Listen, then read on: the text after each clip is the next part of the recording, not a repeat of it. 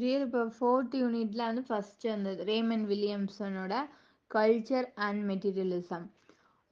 இப்போ வந்து ramen Williamson பற்றி பார்த்தோம் அப்படின்னா இவரோட ஃபுல் நேம் என்னென்னா ரேமன் ஹென்ரி வில்லியம்ஸ். இவர் வந்து எப்போ பிறந்திருக்காருன்னா 31 ஆகஸ்ட் 1921 லிவிங்கால் குக்ரன்சி இல்லை யூகேல பிறந்திருக்காரு. எப்போ இறந்திருக்காருன்னா 26 ஜான்வரி 1988 சாஃப்ரான் வேல்டன் யூகேல தான் இறந்திருக்காரு. He was a flash socialist writer, academic novelist and critical influence within a new left and interview culture.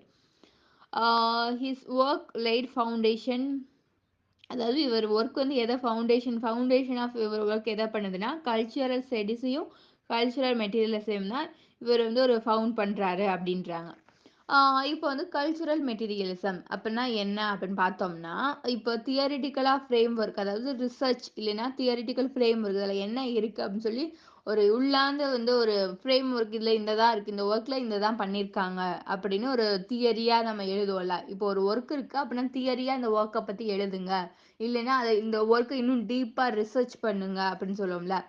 அந்த மாதிரி மெத்தடை இவர் வந்து எதில் எக்ஸாமின் பண்ணியிருக்காரு அப்படின்னா கல்ச்சரில் பண்ணியிருக்காரு. அதாவது இந்த கல்ச்சரில் வந்து இந்த இவ்வளோ எக்ஸாமின் பண்ணியிருக்காரு. அதாவது ஒரு ஒரு ஒர்க், அதாவது ஃப்ரேம் ஒர்க்கோ இல்லை ரிசர்ச் மெத்தடோ எக்ஸாமின் பண்ணி இந்த மெத்தடை வந்து இன்ஃப்ளூயன்ஸ் பண்ணி இவர் வந்து கல்ச்சரல் மெட்டீரியல்ஸை வந்து இது பண்ணியிருக்காரு. அதுலேருந்து இவர் என்ன கண்டுபிடிச்சிருக்காரு அப்படின்னா இந்த ஃபிசிக்கல், அதாவது இப்போ பில்டிங்ஸ்லாம் இருக்குல்ல, ஃபிசிக்கலாகவும் and economic aspects of productions, அதாவது அந்த போஸ்ட் கொலோனியல் பீரியட் அந்த காலத்துக்கட்டத்தில் அவங்க போனதுக்கு அப்புறம் வந்து, அதாவது போனதுக்கு அப்புறம் வந்து இப்போ எக்கனாமிக்கும் ஃபிசிக்கலாகவும் எப்படி இருக்குது அப்படிங்கிறத தான் அந்த கல்ச்சரல் மெட்டீரியல்ஸ்னு சொல்கிறாங்க. அதாவது கல்ச்சராக பார்க்கும்போது இப்போ நம்ம பண்டமாட்டு முறையெல்லாம் இருக்குல்ல, அந்த இது இல்லை. இப்போ வந்து அவங்க அவங்க நிறைய பில்டிங்ஸ் வந்து இப்படி நீங்கள் எழுப்பலாம் அப்படின்லாம் சொல்லிட்டு போவாங்களா, அந்த இதை பற்றி தான் இவர் பேசுகிறாரு. இதுதான் கல்ச்சர் மெட்டீரியலிசம் அப்படின்னு சொல்கிறாங்க. இன் இன்ட்ரடக்ஷன் அப்படின்றத ஒரு கொட்டேஷன் கொடுத்துருக்கேன். DeFi any one to read the book without going to start raving mind. அதை இப்போ ஒரு புக்கை படிக்காமல் ஒரு இதை பற்றி தெரிஞ்சுக்கணுன்னா அவங்க ஒரு அது வந்து ஒரு பைத்தியக்காரத்தனம் அப்படின்னு சொல்லி இவர் வந்து கொட்டேஷன் கொடுக்குறாரு. அதுக்கப்புறம் culture materialism originated from the work of left wing critic. அதாவது இந்த ஒர்க் வந்து எங்கே வந்து ஆரிஜினேட் ஆகுதுன்னா லெஃப்ட் விங் கிரிட்டிக் அப்படின்ற ஒர்க்கை ரேமன் வில்லியம்சன் எழுதியிருக்காரு. அந்த ஒர்க்ல இருந்து தான் இந்த கல்ச்சர் மெட்டீரியலிசம் வந்து இந்த தியரி வந்து அதுலேருந்து தான் பேஸ்ட் ஆகி வந்திருக்கு. எப்போ வந்திருக்கு இந்த தியரி அப்படின்னு பார்த்தோம்னா 1980s வந்திருக்கு அப்படின்றாங்க. Raymond Williamson work laid foundation of the field, அதாவது இவர் என்ன ஃபவுண்டேஷன் பண்ணுறாரு ஒர்க்கில், இந்த எந்த ஒர்க்கில் ஃபவுண்டேஷன் பண்ணுறாரு அப்படின்னு பார்த்தா cultural studies and cultural materialism way of thinking. அதாவது கல்ச்சுரல் ஸ்டடீஸ் பற்றியும் கல்ச்சுரல் மெட்டீரியலிசம், அதாவது இந்த கட்டமைப்பு இப்படி இருந்திருக்கு அப்படின்னு சொல்லி என்ன மெட்டீரியல்ஸ்லாம் ஃபாலோ பண்ணியிருக்காங்க அப்படிங்கிறதா கல்ச்சரில் பற்றி பேசுறது தான் இவரோட வே ஆஃப் திங்கிங்காக இருந்திருக்கு, அதாவது அந்த போஸ்ட் கலோனியல் பீரியடில் அப்படின்றாங்க. இதில் என்னென்ன கான்செப்ட் இருக்குது அப்படின்னு சொல்லி பார்த்தோம் அப்படின்னா கான்செப்ட் ஆஃப் கல்ச்சரல் மெட்டீரியலிசம் என்னன்னு பார்த்தோம்னா கல்ச்சர் இஸ் ஆர்டினரி. அதாவது நம்ம பிறந்தப்பிலேருந்து என்ன கல்ச்சர் இருக்கோ அந்த பிறந்தோன்னே என்ன பண்ணுவாங்க, இது பண்ணி தட்டுவாங்க, இது ஒரு கல்ச்சர் தானே, பின்னாடி முதுகு தட்டுவாங்க அழுகணும்னு சொல்லிட்டு குழந்தைங்களுக்கு. இது வந்து ஒரு ஆர்டினரியாக ஒரு ஃபாலோ பண்ணிட்டு வர விஷயம். இப்பயும் அதெல்லாம் நடந்துட்டு தானே இருக்கு. அப்போ வந்து இந்த கல்ச்சர் வந்து ஒரு ஆர்டினரி அப்படிங்கிறாரு. Ramen Williamson coin the term, அதாவது இவர் தான் இந்த கல்ச்சர் மெட்டீரியலிசம் அப்படிங்கிற வேர்டே வந்து காயின் பண்ணுறாரு அப்படின்னு சொல்லி சொல்கிறாங்க. இதுல இருந்து சென்ட்ரல் ஆர்குமெண்ட் அப்படின்னு நம்ம என்ன பார்த்தோம் அப்படின்னா real material forces and relation of production in their historical era. அதாவது ரியல் மெட்டீரியல் ஃபோர்ஸஸ், அதாவது இந்த மெட்டீரியலை தான் நீங்கள் ஃபாலோ பண்ணணும். அண்ட் இந்த மாதிரி ரிலேஷன்ஷிப், அதாவது நீங்கள் இவ்வளோ கொடுத்தாதான், அதாவது நம்ம 15 மூட்டை நெல் கொடுத்தாதான் அவங்க நம்மளுக்கு ஒரு பிரெட் இல்லைன்னா ஒரு பேக்கெட் பிரெட் தருவாங்க அப்படிங்கிற நிறைய ஒரு ஃபோர்ஸஸ் வந்து அப்போ அந்த போஸ்ட் கலோனியல் பீரியடில் இருந்துச்சு. அதாவது காலேஜ்டாக ஆனதுக்கப்புறம், நம்ம காலேஜிங்காக ஆனதுக்கப்புறம் வந்து அந்த இது வந்து இருந்துச்சு. அதெல்லாம் வந்து ஹிஸ்டரி ஈரால நம்ம படித்தாதான் தெரியும் அப்படிங்கிறத, படிக்காமல் நம்ம வந்து அவங்க அப்படி பண்ணாங்க இப்படி பண்ணாங்கன்னு பேசக்கூடாது. இந்த மாதிரி வே ஆஃப் திங்கிங்கில் தான் வந்து மெயின் ஆர்குமெண்ட் வந்து இதுதான் பண்ணுறாரு அப்படின்னு சொல்லி சொல்கிறாங்க. Culture materialism studies the implication of liberty text in history. அதாவது இதை வந்து எதை இந்த இந்த கல்ச்சர் மெட்டீரியலிசம் ஸ்டடிஸ் வந்து எதை பேசுது, எதை இம்ப்ளிகேஷன் பண்ணுதுன்னா லிபர்ட்டின், அதாவது அவங்க இதுதான் பண்ணியிருக்காங்க நமக்கு, அந்த காலனைசர் வந்து இதுதான் நமக்கு பண்ணியிருக்காங்க, இப்படிதான் பண்ணியிருக்காங்க அப்படின்னு லிபர்ட்டி, அதாவது ஃப்ரீடமாக அந்த டெக்ஸ்டில் வந்து எழுதணும், ஹிஸ்ட்ரியில் வந்து நம்மளால இதை பதிக்கணும், அவங்க இப்படிதான் பண்ணியிருக்காங்க அதனால நம்ம இப்படிதான் இருந்திருக்கோம் அப்படின்னு ஒரு ஃப்ரீடமாக எழுதணும் அப்படிங்கிறத அந்த மெயின் இந்த கல்ச்சர் மெட்டீரியல் ஸ்டடீஸோட மெயின் ஆர்கியூமெண்ட்டாக இருந்திருக்கு அப்படின்னு சொல்கிறாங்க. ஃபார் எக்ஸாம்பிள் என்ன சொல்கிறாங்கன்னா இந்த பொலிட்டிக்கல் ஷேக்ஸ்பியர் வந்து சொல்கிறாங்க. ஃபார் எக்ஸாம்பிளாக என்ன சொல்கிறாங்கன்னா பொலிட்டிக்கல் ஷேக்ஸ்பியர் அப்படின்ற ஒரு இது ஒரு ஒரு ஹெட்டிங்கில் ஜொனாத்தன் டாலிமோர் அண்ட் ஆலன் சினிஃபைல் அப்படின்றவங்க எழுதியிருக்காங்க. அதாவது பொலிட்டிக்கல் ஷேக்ஸ்பியர் அப்படின்னு சொல்லி ஒரு டைட்டிலில் ஒரு பிளே எழுதியிருக்காங்க. இந்த பிளேயில் வந்து வில்லியம் ஷேக்ஸ்பியர் வந்து எப்படி ரிலேட் பண்ணுறாங்க அப்படின்னா context of its a production its related to the economic and political system. இவர் வந்து இந்த வில்லியம் ஷேக்ஸ்பியர் வந்து இந்த எக்கனாமிக்கலாகவும் பொலிட்டிக்கலாகவும் வந்து பேசுகிற மாதிரி, எக்கனாமிக் பேஸ்டு பொலிட்டிக்கல், இந்த பொலிட்டிக்கல் வந்து பொலிட்டிக்கல் சிஸ்டம் வந்து எக்கனாமிக்கை எவ்வளோ எவ்வளோ டவுன் பண்ணுதா இல்லை ஹை பண்ணுதா அப்படின்னு எக்கனாமிக் ப்ரெஷர், அதாவது இந்த ரூல்ஸ் கொண்டு வந்தால் மக்களுக்கு வந்து எப்படி இருப்பாங்க அப்படிங்கிறத இதில் பேசியிருப்பாரு. ஷேக்ஸ்பியர் வந்து ஏதோ ஒரு பிளேல இது பண்ணியிருக்காரு, அதை வச்சு பொலிட்டிக்கல் ஷேக்ஸ்பியர் அப்படின்னு சொல்லி இவங்க 2 பேரும் எழுதியிருக்காங்க. இதை வந்து இந்த கல்ச்சர் மெட்டீரியல்ஸத்துக்கு வந்து எக்ஸாம்பிளாக கொடுக்குறாங்க. ஏன் அப்படின்னா ஷேக்ஸ்பியர் வந்து எலிசபெத்தின் பீரியட்ல இருந்தாரு. எலிசபெத்தின் ரூல்ஸ் பண்ணும்போது எக்கனாமிக் வந்து அவங்க பொலிட்டிக்கல் சிஸ்டமும் அதுக்கும் எக்கனாமிக்கும் எப்படி இருந்துச்சு அப்படிங்கிற அளவுக்கு வந்து அவங்க எழுதியிருக்காங்க. அதனால வந்து இந்த institution of a cultural product அதனால வந்து கல்ச்சுரல் ப்ரொடக்ஷன் வந்து எப்படி இருந்துச்சு அப்படின்னு சொல்லி நிறைய எழுதியிருக்காரு. அதை வச்சு இவங்க 2 பேரும் எழுதியிருக்காங்க. இதை பற்றி பேசுறதுனால கல்ச்சுரல் மெட்டீரியலிசத்துக்கு இது ஒரு எக்ஸாம்பிளாக கொடுக்குறாங்க அப்படிங்களா. அதுக்கப்புறம் இந்த அப்ரோச் ஆஃப் கல்ச்சுரல் மெட்டீரியலிசம் என்னெல்லாம் அப்ரோச் பண்ணாங்க கல்ச்சுரல் மெட்டீரியலிசத்துக்கு அப்படின்னு நம்ம பார்த்தோம்னா இந்த physical world impact and set constraints of human behaviour. இதுல இது கொட்டேஷன். இந்த ஃபர்ஸ்ட் பாயிண்ட் என்னன்னு பார்த்தா the culture materialism tries to recovery history from the literary work. It's incorporated ideas from Marxism, cultural evolution, cultural ecology. அதாவது culture materialism அப்படிங்கிற ஒரு term, அதாவது ஒரு கல்ச்சர் என்னென்ன ஃபாலோ பண்ணியிருக்காங்க அப்படிங்கிற ஒரு டேர்மே ஹிஸ்ட்ரியிலேருந்து தான் நம்ம ரெக்கவர் பண்ணுறோம். ஏதாவது ஃப்ரம் லிட்டரி ஒர்க், அதாவது நிறைய லிட்டர்ஸ் ஒர்க் அதாவது வெளிநாட்டிலையும் வந்து இந்த ஒர்க் எழுதியிருக்காங்க. அதாவது வெளிநாட்டு இப்போ நம்ம நாட்டில் மட்டுமே இந்த இப்போ இண்டிபெண்ட் நமக்கு இது கொடுக்கல, அதாவது நம்ம காலனைஸ்டாக இல்லை, நிறைய நாட்டில் காலனைஸ்டாக இருந்திருக்காங்கல்ல.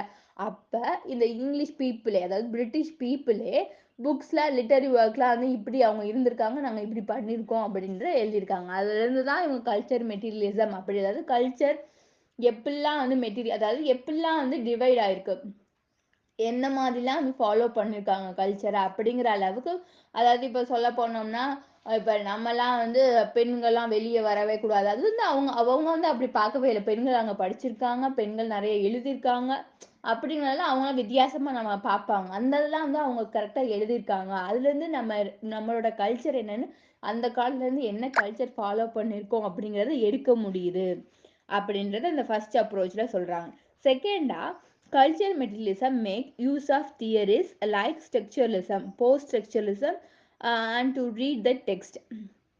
அதாவது கல்ச்சர் மெட்டீரியலிசம் மூலமா தியரிஸ், இந்த ஸ்ட்ரக்சர்ல தான் இந்த கல்ச்சர் போகணும், அதாவது ஸ்ட்ரக்சரலிசம், அதாவது ஸ்ட்ரக்சரலிசம் அப்போ எப்படி கல்ச்சர் இருந்துச்சு, போஸ்ட் ஸ்ட்ரக்சரலிசம் அப்போ எப்படி இருந்துச்சு அப்படிங்கிறத நம்ம அந்த டெக்ஸ்டை, அதாவது ஹிஸ்டரியன் டெக்ஸ்டை ரீட் பண்ணாதான், ஹிஸ்ட்ரி ஆஃப் டெக்ஸ்டை ரீட் பண்ணாதான் நம்மளால அந்த தியரிஸை புரிஞ்சுக்க முடியுது. அதாவது முன்னாடி எப்படி ஸ்ட்ரக்சர் ஃபாலோ பண்ணியிருக்காங்க, போஸ்ட் அதாவது அதுக்கப்புறம் அந்த இண்டிபெண்டன்ட் கிடைச்சதுக்கப்புறம் போஸ்ட் ஸ்ட்ரக்சர் எப்படிலாம் வந்து அந்த இதை ஃபாலோ பண்ணியிருக்காங்க கல்ச்சரா அப்படிங்கிறத வந்து அந்த மெட்டீரியல் வாசிக்கும் போது, அதாவது அந்த டெக்ஸ்டை வாசிக்கும் போது தான் நமக்கு அந்த தெரியுது அப்படின்னு சொல்லி அப்ரோச் பண்ணுறாங்க. அதுக்கப்புறம் பார்த்தோன்னா the political commitment will be that of Marxist and feminist perspectives. அதாவது இந்த பொலிட்டிக்கல் கமிட்மெண்ட்டை பார்த்தோம் அப்படின்னா அந்த பொலிட்டிக்கல் கமிட்மெண்ட், அதாவது இந்த இந்த ரூல்ஸை வந்து நீங்கள் ஃபாலோ பண்ணணும் அப்படிங்கிறத, அந்த ரூல்ஸ் வந்து எப்படி இருக்கு, மார்க்சிஸ்ட் வந்து நம்ம மார்க்சிஸ்ட் அப்படின்னா இப்போ யாராவது அரசியல் வந்து ஏதாவது ஒரு ரூல்ஸ் போட்டாங்கன்னா அதை வந்து மக்களுக்கு நல்லது இல்லைன்னா அந்த மார்க்சிஸ்ட் வந்து எதிர்ப்பாங்க. மார்க்சிஸ்ட் அப்படின்னா என்னன்னா எதிர்ப்பாளிகள், அதாவது அரசியலுக்கு, அதாவது பொலிட்டிக்கல்ல இருக்கவங்க ஒரு ரூல்ஸ் இல்லைன்னா அவங்க ஏதாவது பேசிட்டாங்க அப்படின்னா அது தப்பா இருக்குன்னா இந்த மார்க்சிஸ்ட் ஆறவங்க, அதாவது இன்னொன்று மார்க்சிஸ்ட் அண்ட் இன்னொன்று சொல்லுவாங்கல்ல மார்க்சிஸ்டா நீங்க கம்யூனிஸ்டா அப்படின்னு சொல்லுவாங்க. அப்பனா வந்து தீவிரவாதிகள்னு அர்த்தம். அதாவது நம்ம நாட்டுக்குள்ளே தீவிரவாதிகள் எல்லாம் இருப்பாங்க. இப்ப நம்ம ஒரு பொலிட்டிக்கல் அரசியல்வாதியே வந்து ஒரு ரூல்ஸ் போடுறா, அது நமக்கு எதிர்ப்பா அது வந்து தப்பா தெரியுது அப்படின்னா நம்ம குரல் கொடுத்தோம்னா நம்ம ஒரு மார்க்சிஸ்ட் அப்படின்னு சொல்றாங்க. இதுதான் மார்க்சிஸ்ட். அண்ட் இது வந்து ஃபெமினிஸ்ட் பெர்ஸ்பெக்டிவ்ஸ் அந்த கமிட்மெண்ட் வந்து பொலிட்டிக்கல் கமிட்மெண்ட் வந்து will be that of Marxist and feminist பெர்ஸ்பெக்டிவ்னு சொல்றாங்க. அதாவது என்ன அப்படின்னா இந்த மார்க்சிஸ்டும் ஃபெமினிஸ்ட் பெர்ஸ்பெக்டிவ், அதாவது பெண்ணியவாதிகள்லாம் சொல்லுவாங்கல்ல அவங்க தான் இந்த ஃபெமினிஸ்ட் பெர்ஸ்பெக்டிவ்ஸ். இவங்கெல்லாம் வந்து பொலிட்டிக்கலுக்கு எதிராக வந்து இந்த கல்ச்சர் மெட்டீரியல்ஸ்னால குரல் கொடுக்க முடியுது, அப்ரோச் பண்ண முடியுது. கல்ச்சர் வந்து இப்படி இப்படி தான் இருந்திருக்கு அப்படின்னு சொல்லி மார்க்சிஸ்டும் ஃபெமினிஸ்ட் பெர்ஸ்பெக்டிவும் குரல் கொடுக்க முடியுது. அதாவது பொலிட்டிக்கல் கமெண்ட்டுக்கு எதிராக குரல் கொடுக்க முடியுது அப்படின்னு சொல்லி சொல்றாங்க. அதுக்கப்புறம் இந்த மெயின் 4 கேரக்டர்ஸ் என்ன அப்படின்னு நம்ம பார்த்தோம் அப்படின்னா கேரக்டரிஸ்டிக்ஸ் ஆஃப் கல்ச்சர் மெட்டீரியலிசம், அதாவது 4 இது இருக்கு. ஃபர்ஸ்ட் என்னன்னா historical context, theoretical method, political commitment and textual analysis. இந்த 4 மெத்தட் தான் வந்து இந்த கல்ச்சர் மெட்டீரியல்ஸ்ல வந்து முக்கியமான கேரக்டர். இந்த 4 பேஸ் பண்ணி தான் இந்த எஸ்ஸேவே நம்ம எழுதுற மாதிரி அப்படின்னு சொல்றாங்க. இந்த ஃபர்ஸ்ட் என்னன்னா historical context allow the literary text to recover its histories which a previous kind of study have often ignored. அதாவது லிட்டரரி டெக்ஸ்ட்டை வந்து ரெக்கவர் வந்து அலோவ் பண்ணணுமா? ஏன் அப்படின்னா அப்பதான் வந்து அந்த காலத்தில், அதாவது ரெக்கவர் இட்ஸ் ஹிஸ்ட்ரி, அதாவது நம்ம பழைய ஹிஸ்ட்ரினா நம்ம அதாவது என்னெல்லாம் நடந்திருக்கோ அதெல்லாம் நம்ம ஹிஸ்ட்ரின்னு சொல்லுவோம். அப்போ வந்து அந்த பழைய நிறைய வந்து நமக்கு இந்த சுவடுகள்லாம் வந்து அழிஞ்சு போயிருக்குல்ல, அப்போ சுவடுகள்லாம் நம்ம சுவடிகள் ஆத்திச்சூடி அந்த இதெல்லாம் இருக்குல்ல, அந்த சுவடிகள் அந்த ஓலை பனை ஓலையெல்லாம் எழுதியிருக்காங்களா அதெல்லாம் நம்ம ரெக்கவர் பண்ண முடியல, நிறைய தான் அழிஞ்சு போயிடுச்சு. நம்ம ரெக்கவர் பண்ணனா அந்த காலத்தில் என்ன எழுதியிருக்காங்க என்ன ஃபாலோ பண்ணியிருக்காங்க அப்படிங்கிறத தெரியும்.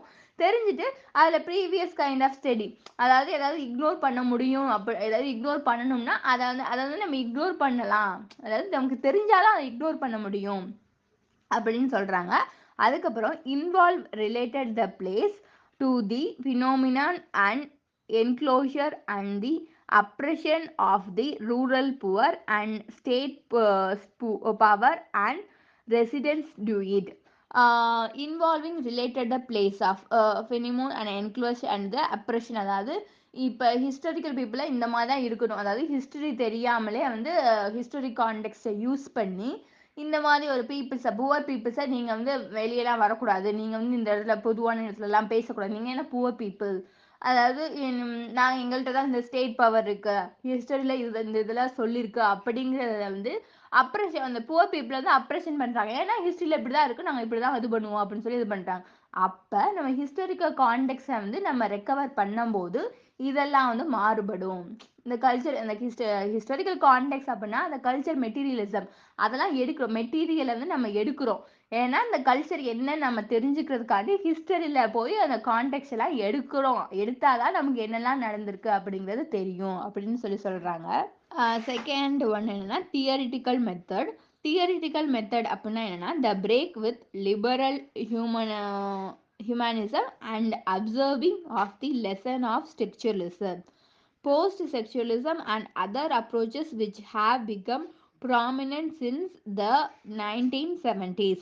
அதாவது the break with liberal humanism, அதாவது and the observing of the lesson of structuralism, அதாவது கல்ச்சர் மெட்டீரியல்ஸில் என்ன நடந்திருக்கு அப்படின்னே தெரியாமல் இவங்க வந்து ஃப்ரீடம், ஹியூமன்ஸ் வந்து ஃப்ரீடம், லிபரேஷன் வந்து ஹியூமன் வந்து ஃப்ரீடமாக இருக்காங்க. லிபரேஷன் ஹியூமனிசம்னா கட்டுக்கடங்காமல் இருக்காங்க. அப்போல்லாம் நிறைய வந்து என்ன ஒரு இதே ஒருத்தனுக்கு ஒருத்தி அந்த மாதிரில அந்த தியரிட்டிக்கல் கான்டெக்ட் மெத்தடே தெரியாமல் நிறைய அது தப்புலாம் பண்ணியிருக்காங்கல்ல, அதெல்லாம் வந்து ஒரு ரூல்ஸே இல்லை, ரொம்ப ஃப்ரீடமாக இருந்திருக்காங்க.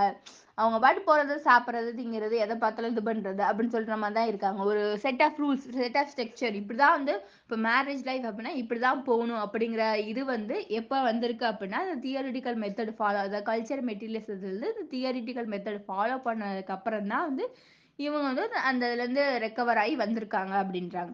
த பிரேக் வித் லிபரல் ஹியூமனிசம், அதாவது அந்த லிபரல் ஹியூமனிசம் பிரேக் பண்ணியிருக்கு.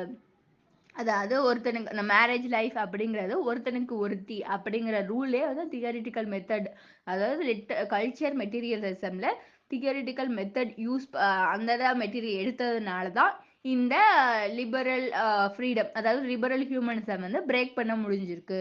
அதாவது அது ஸ்ட்ரக்சர் இந்த ஸ்ட்ரக்சர்ல தான் போகணும். அதுக்கப்புறம் அந்த நம்ம இண்டிபெண்டன்ஸ் ஆனதுக்கப்புறம் இன்னும் ஸ்ட்ரக்சர் ஆயிடுச்சு. அது போஸ்ட் ஸ்ட்ரக்சரலிசம் ஆஃப்டர் வந்து ரொம்ப ஸ்ட்ரக்சர் ஆயிடுச்சு.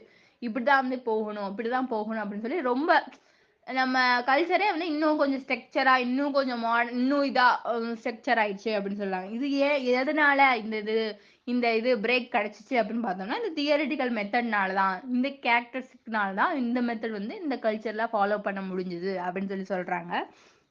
அதுக்கப்புறம் பார்த்தோம்னா பொலிட்டிக்கல் கமிட்மெண்ட். பொலிட்டிக்கல் கமிட்மெண்ட்னா என்னன்னா, அப்போதே வந்து லைட்டாக பார்த்தோம். Influence by Marxism and feminism perspective, அதாவது the break from the conservative Christian framework which historic dominated and Shakespeare criticism. அதாவது என்ன அப்படின்னா, அந்த எலிசபெத்தன் பீரியட், அதாவது பொலிட்டிக்கல் இது பண்ணால் அங்கே தான் சொல்கிறாங்க.